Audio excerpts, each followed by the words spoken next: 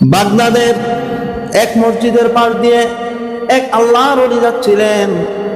যাওয়ার সময় মসজিদের মিনারা থেকে আসরের আজানের আওয়াজ ভেসে আসলো। আল্লাহর ওলি ভাবলেন, এই মসজিদে আসরের নামাজটা আদায় করে যাই। আল্লাহর ওলি ওযু করে মসজিদে অপেক্ষা করতে লাগলেন। নামাজের সময় হয়ে গেছে। আল্লাহর ওলি লক্ষ্য করলেন মসজিদের মধ্যে একজন মুসল্লিও নাই।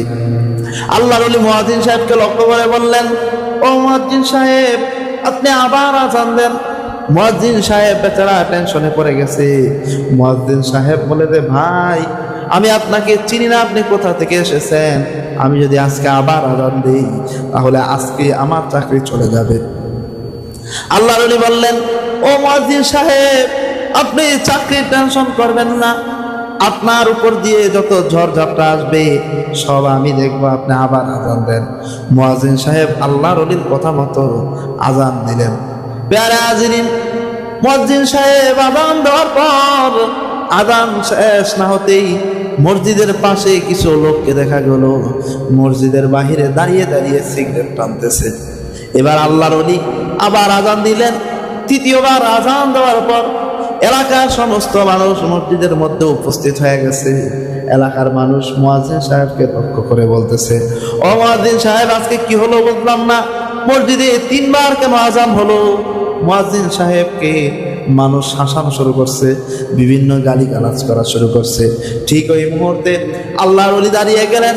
আল্লাহর ওলি দাঁড়িয়ে এলাকাবাসীকে লক্ষ্য করে বললেন, ও আমার এলাকার ভাইরা, আমি হয়তো আপনাদের এলাকায় আর কোনোদিন আসবো না, কিন্তু আজকে আপনাদেরকে আমি একটা কথা বলে যাই। দেখুন, আপনারা মসজিদে কেন আসছেন? আপনারা কিন্তু নামাজের জন্য আসেন নাই, আপনারা আসছেন মুয়াজ্জিন সাহেবের সাথে ঝগড়া করার জন্য। মুয়াজ্জিন সাহেব কেন 2 বার আজান দিল, মসজিদে কেন আজকে 3 বার আজান হলো, এই বিষয়টি জানার জন্য আসছেন। ও ভাই, ঝগড়ার জন্য আপনাদের সময় আছে। ও ভাই, সিগারেট খাওয়ার সময় আছে, চায়ের দোকানে বসে আড্ডা দেওয়ার সময় আছে, কিন্তু আল্লাহকে সিজদা করার সময় আপনাদের হয় না।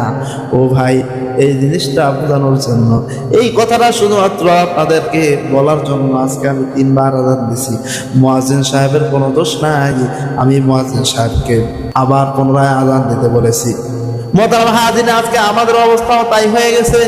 আমরা মোবাইল টিপার সময় পাই, মোবাইলে ফেসবুকে সময় দিতে পারি, ইউটিউবে ভিডিও দেখার জন্য সময় দিতে পারি, অনৈতিক কাজ করার জন্য সময় দিতে পারি, গুনাহের কাজে সময় দিতে পারি, আমরা টিভি দেখার পিছনে ঘন্টায় ঘন্টায় সময় দিতে পারি।